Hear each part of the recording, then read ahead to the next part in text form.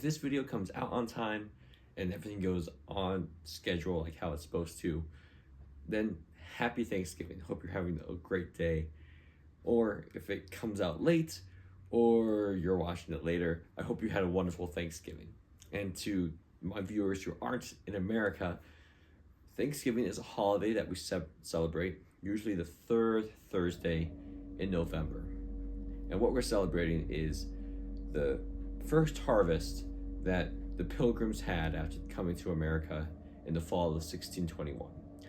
They met with the chief of the Wampanoag tribe, and they had basically a harvest festival.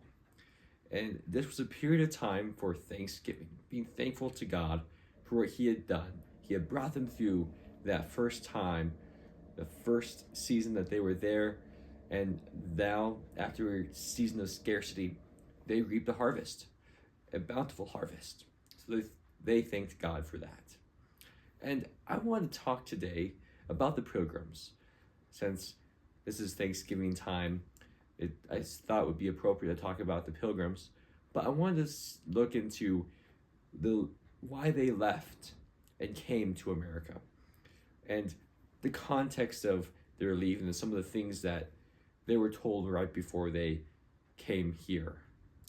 And a lot of my research came from the book Great Controversy by Ellen White. If you haven't read it, I encourage you to read this book.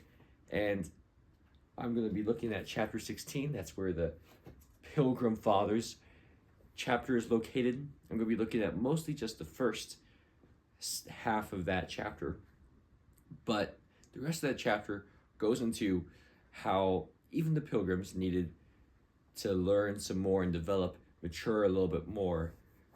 And I think that there are some things that we can take away from that today. We can see how and where our country is, and I think it's incredibly relevant. So I encourage you to read The Great Controversy, and if you want to look at the chapter that this video is inspired off of, look at chapter 16, The Pilgrim Fathers. But let's look at the Pilgrims and why they had a need to flee to a new continent. When the English people began to reform, they joined the Reformation, they established the Church of England. Now, the Church of England was supposed to be a Reformed church. It was supposed to be different from the Roman Church, but there were still many customs and traditions and ceremonies that the Church of England held on to that the Roman Church originally established. Now, these ceremonies and traditions, they can't be found in the Bible, but they were sanctioned by the Church of Rome. The Church of England, they didn't see anything wrong with these ceremonies, so they really had no interest in continuing the reform and taking those ceremonies, those different things out. They thought that there was nothing bad about them. But there were believers who thought otherwise. They saw that keeping these forms, especially when the Bible had not commanded them, and that the church had taken it upon itself to put them in, that it was bad. It was showing that they were still holding on to that sin and that connection. These believers, they are who we call the Puritans, and that's because they wanted to return to the purity and simplicity of the early church. They wanted primitive godliness, and their consciences would not allow them to worship and continue in those practices, the practices and the customs of the Church of Rome in their new church, even though it was called by a new name and was supposedly reformed. The Church of England was supported by the civil authority. It was the state church. And soon, the civil authorities saw issue with people who were speaking out against the state church, the state religion.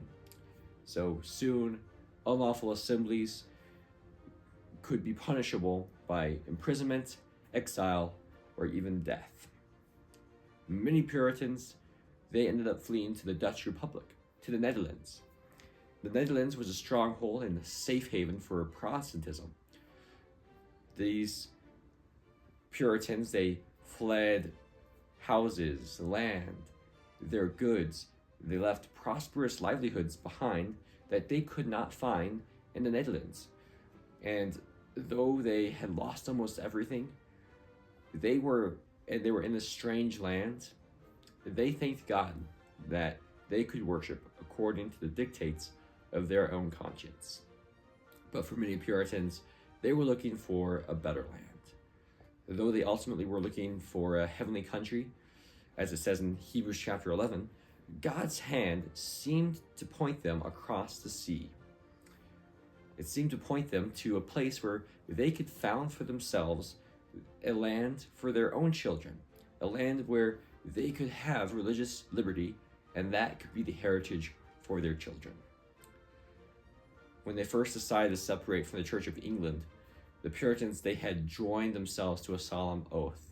They said, to walk together in all his ways, made known to, or to be made known to them. That was the oath that the Pilgrims had taken. Now, as they had made their plans to depart for the New World, and as that day came closer where they were to depart, their pastor, a man by the name of John Robinson, he had this to say to them. This was his farewell address, and this is compiled in the Great Controversy. It's from a couple of different sources. I would like to read it to you. Brethren, we are now ere long to part asunder, and the Lord knoweth whether I shall live ever to see your faces more. But whether the Lord hath appointed it or not, I charge you before God and his blessed angels to follow me no farther than I have followed Christ. If God should reveal anything to you by any other instrument of his, be as ready to receive it as ever you were to receive any truth of my ministry. For I am very confident the Lord hath more truth and light yet to break forth out of his holy word. He continues to say that, for my part, I cannot sufficiently bewail the condition of the Reformed churches, who are come to a period in religion and will go at present no farther than the instruments of their Reformation. The Lutherans cannot be drawn to go beyond what Luther say, and the Calvinists, you see, stick fast where they were left by that great man of God, who yet saw not all things. This is a misery much to be lamented, for though they were burning and shining lights in their time, yet they penetrated not into the whole counsel of God, but were they living now, would be as willing to embrace further light as that which they first received. Remember your church covenant in which you have agreed to walk in all the ways of the Lord, made or to be made known unto you. Remember your promise and covenant with God and with one another, to receive whatever light and truth shall be made known to you from his written word. But withal take heed, I beseech you, what you receive for truth, and compare it and weigh it with other scriptures of truth before you accept it. For it is not possible the Christian world should come so lately out of such thick anti-Christian darkness, and that full perfection of knowledge should break forth at once. I'll stop there. He continued to speak many different things to them, but Pastor Robinson was concerned about them as they went to this new land. He wanted to ensure that they continued in the truth, but they not only kept the true faith, but they were open to the rest of whatever the Bible had to say. Robinson was right. When someone is in a dark room, when they come out into the light, or when the light shines in that dark place, though they might be able to see things and get an idea of what they were in the dark of, their eyes still need time to adjust. Their eyes may not be able to see the subtle details. It might not be able to see the things that are still hidden in the shadows. In Hebrews chapter 5, verses 13 and 14, it talks about the believers needing to move on from milk and eat stronger food. This shows that there's an expectation that people who come to the faith, new believers, someone who is born again, wouldn't know everything. That it takes continuous feeding of Scripture, continuous looking into the mysteries of God to develop more and more of that knowledge. They cannot go from milk to hard food right away. But at the same time, they cannot be only taking up that milk. They have to go on, they have to progress to more solid food. In so many places in Europe, the established churches and the civil authorities, they were not ready to eat strong meat. And those who were ready to eat stronger meat, to look into the truths of the Bible and to tell that to others, would often be persecuted. It was the strong desire for liberty of conscience that inspired the Puritans to become pilgrims, to brave the perils of the long journey across the sea, and to endure the hardships and dangers of the wilderness, and with God's blessings, lay on the shores of America the foundation of a mighty nation. The Puritans, they did not have all the light. They did not create at first the most inclusive safe haven for the freedom of religious liberty. And it took some more progression. It took some more development. People like Roger Williams and the establishment of the Rhode Island colony. Those are stories for another time. But the first desire was correct.